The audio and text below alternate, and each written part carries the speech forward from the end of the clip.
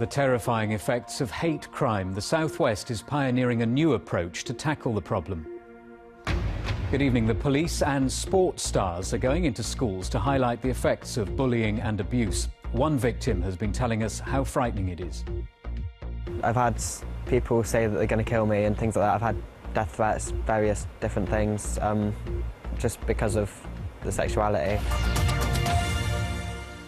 A terrifying and scarring experience. That's how one teenager describes being the victim of hate crime. A unique approach is being taken in the South West to tackle the problem by targeting young people. The region is the first place in the country to trial a programme involving police and sports stars going into schools. They hope it's that early intervention that can cut the rising number of incidents. The most recent figures show there were more than 43,000 cases reported in England and Wales last year. The vast majority were racially motivated, but people were also targeted because of their sexual orientation, disability or religion. Well, one of the most high-profile cases of hate crime here in the South West was that of Stephen Hoskin back in 2006. He was bullied so much he took his own life. Spotlight's Andrea Ormsby reports. A gentle, vulnerable man, Stephen Hoskin from St Austell in Cornwall had serious learning difficulties. In 2006, he was forced to hang over the edge of this viaduct, and when his hands were stamped on, he fell to his death, tortured and humiliated by people he thought were his friends. 19-year-old Tommy Howes has also been the victim of hate crime. I have been hit a few times, and then I've had people say that they're going to kill me and things like that. I've had death threats, various different things, just because of the sexuality. All right, anybody know what diversity means? Today, a new pilot scheme is being launched by Devon and Cornwall Police to tackle hate crime from the classroom.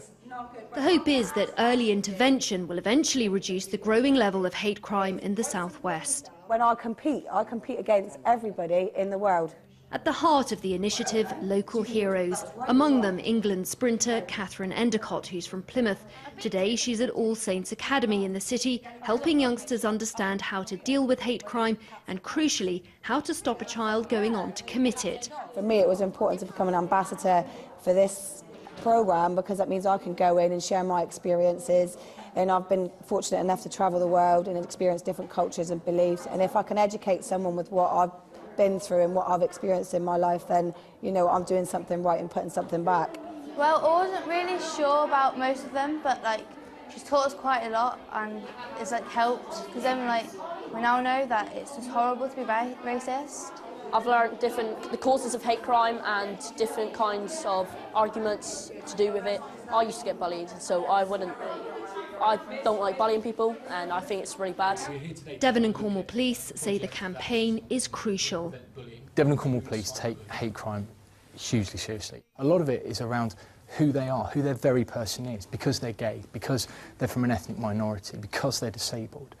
And that's just wrong. Being a victim of crime is a really tough thing for some people to take. For that to happen because of who you are as an individual has a really big effect on people.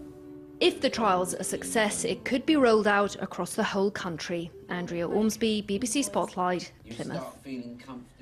Well, the charity Young Devon, which helps support youngsters in a variety of ways, is backing the new scheme to tackle hate crimes. Earlier, I spoke to the charity's chief executive, Tim Todd. I asked him about the scale of hate crimes in the region. I mean, what we find is that, as with any form of abuse or crime committed against young people, is that sadly statistics show that young people are the largest group as far as victims of crime, and in relation to hate crime, that's no different. One of the key differences is, though, that many young people don't know who to turn to, who to talk to in relation to what's going on, or even what they're going through is exactly that, a hate crime. So there's a high level of ignorance amongst particular groups. So how will the initiative that we've heard about today, this pioneering idea in the South West, help, do you think?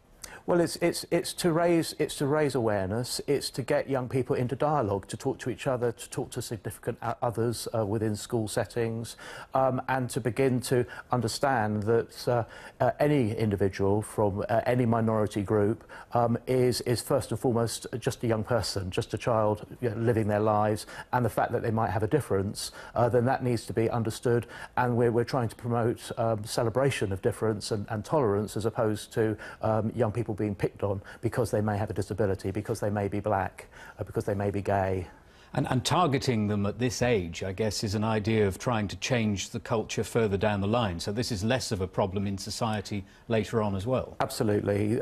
Sadly, sometimes some of these attitudes are generational, and we know that the sooner and the earliest we can work with children and get them maybe the champions within their own family around attitudes, then that's got to be good.